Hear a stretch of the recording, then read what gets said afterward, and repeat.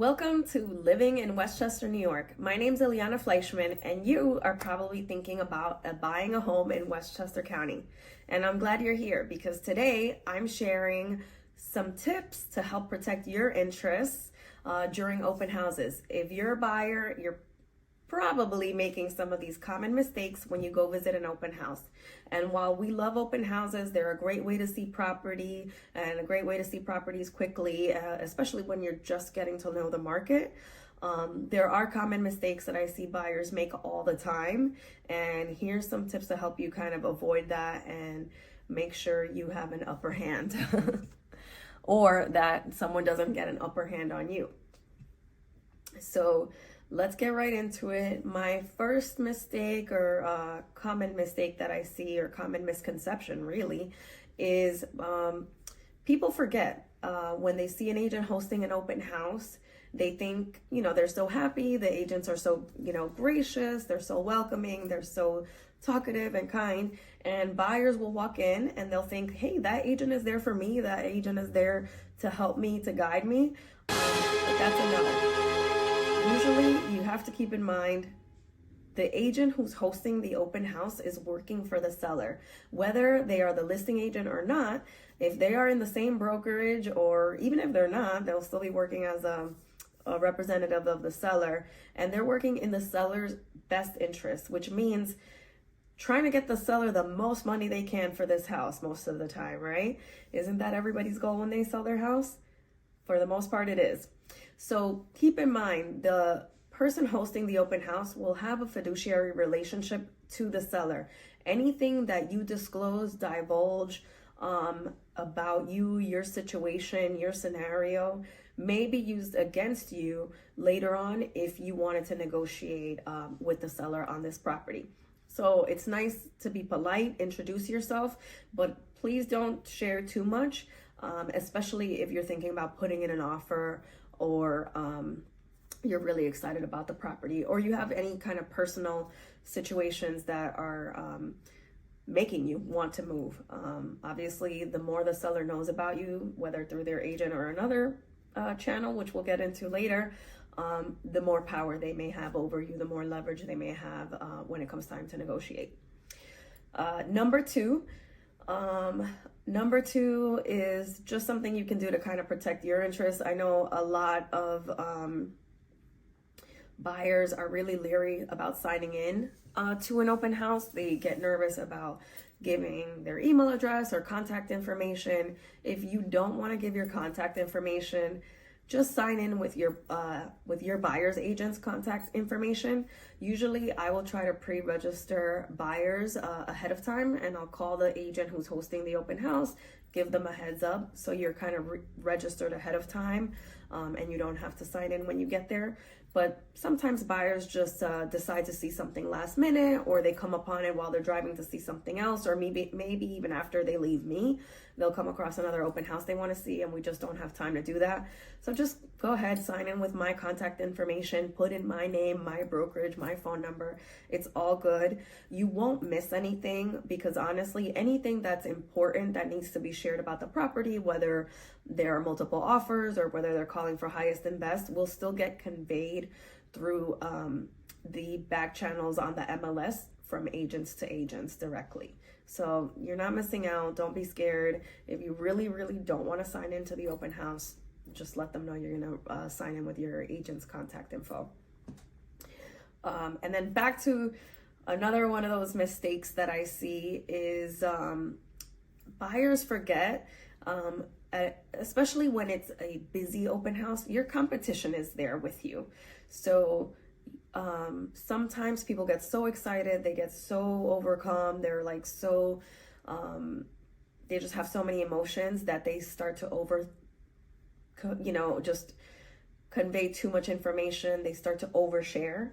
And you have to remember, your competition is there, and they may be very astute. They may be paying a lot of attention to what you're saying, and they may pick up on some cues, or even, sometimes I'll hear people say things like, hey, I'm going to put in an offer at this amount, things like that.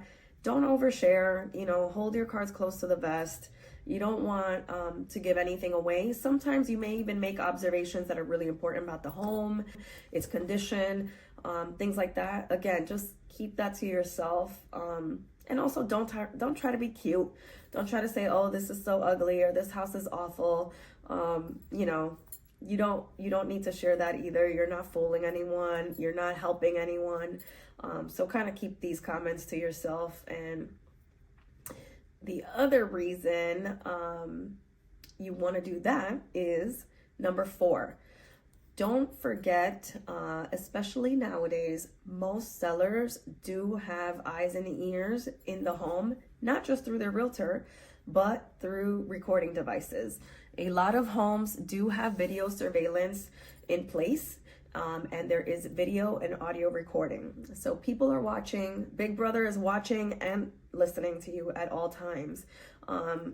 You know, whether it be on a Ring camera right outside the front door, which let me tell you, that's catching things on the sidewalk, sometimes even across the street, or whether it's baby cams, nanny cams, all kinds of, you know, monitoring systems in a home.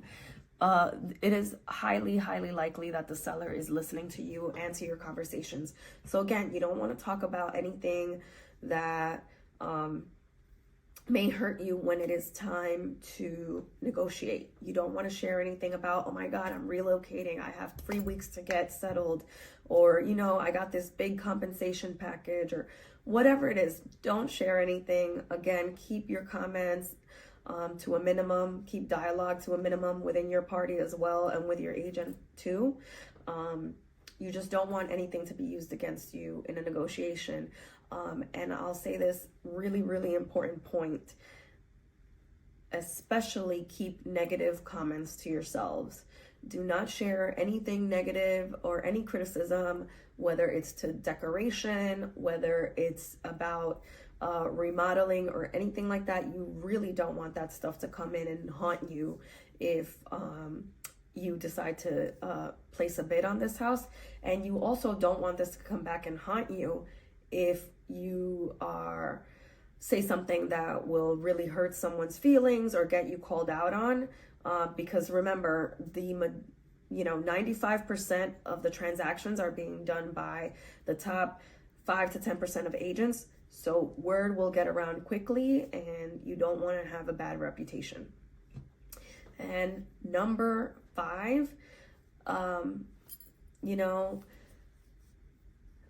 Number 5, this is kind of a warning, and I've only heard this happen a couple times, but it's important enough that I felt like we should put it on the list, is, if an agent is telling you to make an offer on the spot, if they're telling you that they can get you a better deal on this house, they are probably telling that same thing to anyone else coming into that open house. So you are most likely not dealing with an agent who's ethical or an agent who really has your back. So I would definitely not fall for that trap and not make an offer with that agent, because they may even be putting themselves in a situation where they could be presenting offers for multiple buyers at the same time on the same property, and using information from one person against the other, etc. So definitely be careful about anyone pressuring you to put an offer in at the open house, or telling you that if you go with them at the open house, you'll get a better deal. And not to end this on a sad note, or on a scary note, I wanted to give you one more tip, and it's about what are good things to pay attention to you at the open house. And that is, open houses are great for just getting extra information about the mechanicals, about upgrades. Hey, when was this water heater put in? When was the HVAC system upgraded? When did the kitchen renovation take place? That stuff is really important. Sometimes you'll also get more detail about certain upgrades, like, hey, these cabinets came in from Pennsylvania, or this was custom designed because the seller is a chef, or this seller has a catering business. So here are some extra tips that you wouldn't find in a regular kitchen. Sometimes you'll get a lot of anecdotal things that you may not always get to hear when you're just looking at the home, maybe for the first or on the second run with your agent. So that's great. Another good thing that the open houses are for is to learn things about the neighborhood. Hey, the neighborhood pool is, 3 blocks away, or there's a shortcut to the elementary school if you walk that way, or a shortcut to the train station. So those are great things to learn at the open houses. So I hope this helps, and I hope you have a great weekend, and good luck at your next open house you attend. Again, my name's Iliana Fleischman, and I look forward to seeing you on the next video and bringing you home.